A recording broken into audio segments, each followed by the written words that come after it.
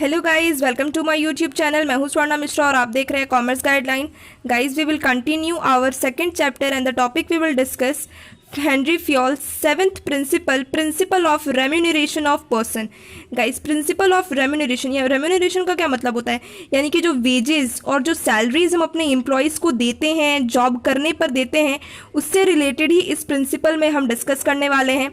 ठीक है। In Fayol's view remuneration of employees should be fair and reasonable. Fayol's के view में Fayol's कहते हैं कि जो एम्प्लॉयज़ हैं उन्हें फेयर सैलरीज मिलनी चाहिए, फेयर एंड रीजनेबल सैलरीज मिलनी चाहिए।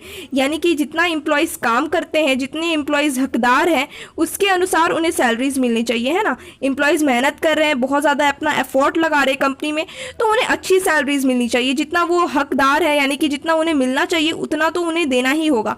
ऐसा नहीं होना चाहिए ना कि एम्प्लॉयज़ से हम काम तो बहुत ज़्यादा करवा रहे हैं बट उन काम करवाने के बावजूद उन्हें हम सैलरीज अच्छी नहीं दे रहे। ठीक है। तो इससे क्या होगा कि एम्प्लॉयज़ जो है वो हमारे वो सेटिस्फाइड नहीं होंगे और संतुष्ट नहीं होंगे, तो वो हमारी कंपनी को छोड़ भी सकते हैं, है ना। तो ईच एम्प्लॉयज़, हर एक एम्प्लॉयज़ को फेयर सैलरीज मिलनी चाहिए। ठीक है।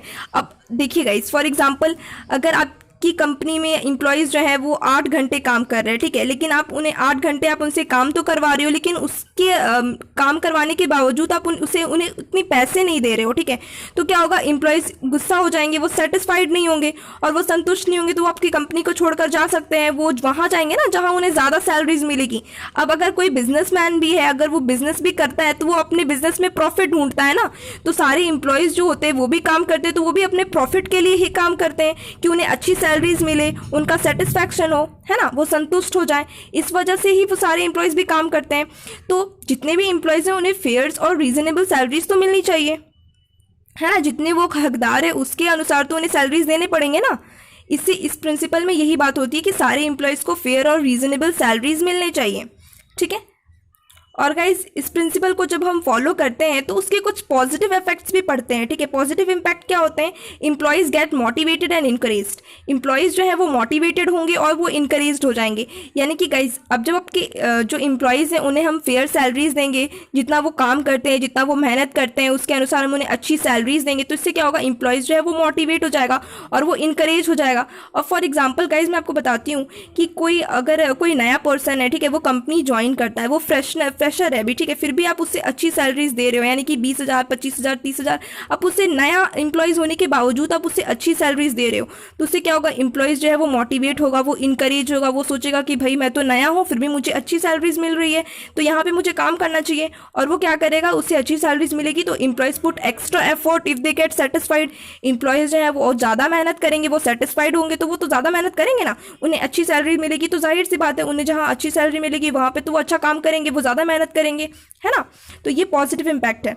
अब गाइज, अब इस प्रिंसिपल को अगर हम सही से फॉलो नहीं करते हैं तो इसके कुछ नेगेटिव इम्पैक्ट भी पड़ता है, नेगेटिव इफेक्ट भी पड़ते हैं। इससे क्या होगा, increase in turnover of employees. अब एम्प्लॉयज़ को अच्छी सैलरी नहीं मिलेगी, उनसे आप काम बहुत ज़्यादा करवा रहे हो, लेकिन उनके हकदार, वो जितने हकदार है उसके अनुसार आप उससे एम्प्लॉयज़ को आप सैलरीज नहीं दे रहे हो, वेजेस नहीं दे रहे हो, तो क्या होगा, वो अनसेटिस्फाइड हो जाएंगे, टर्नओवर इंक्रीज होगा, है ना, increase in turnover of employees and dissatisfaction and demotivation of employees. Employees को अच्छी सैलरीज नहीं मिलेगी, उन्हें उतना काम करना पड़ रहा है, काम करने के बावजूद उन्हें अच्छी सैलरीज नहीं मिलेगी, तो क्या होगा, एम्प्लॉयज़ जो है वो डिससेटिस्फैक्शन हो जाएंगे, वो संतुष्ट नहीं होंगे, सेटिस्फाइड नहीं होंगे, तो क्या होगा, वो डिससेटिस्फाइड हो जाएंगे।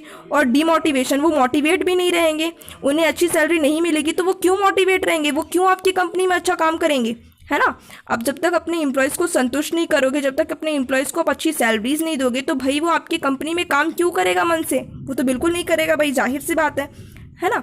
तो इस प्रिंसिपल में यही बात होती है कि जो भी एम्प्लॉयज़ काम करते हैं उन्हें फेयर एंड रीजनेबल सैलरीज मिलनी चाहिए, जितना वो हकदार है उसके अनुसार उन्हें बिल्कुल सैलरीज मिलनी चाहिए। ऐसा नहीं होना चाहिए कि उनसे हम काम तो बहुत ज़्यादा करवा रहे हैं लेकिन उनके जो वो हकदार है उसके अनुसार हम उन्हें सैलरीज नहीं दे रहे हैं, तो ये नहीं होना चाहिए, है ना गाइज। तो इस प्रिंसिपल में यही बात डिस्कस होती है। तो गाइज़, अगर आपने मेरे चैनल को सब्सक्राइब नहीं किया है अब तक, अगर आप मेरे चैनल में नए हैं तो जल्दी से जाकर मेरे चैनल को सब्सक्राइब कर लीजिए और बेल आइकन को भी प्रेस कर दीजिए ताकि मेरे आने वाले सारी वीडियोज़ की नोटिफिकेशन आपको मिल सके। Thank you.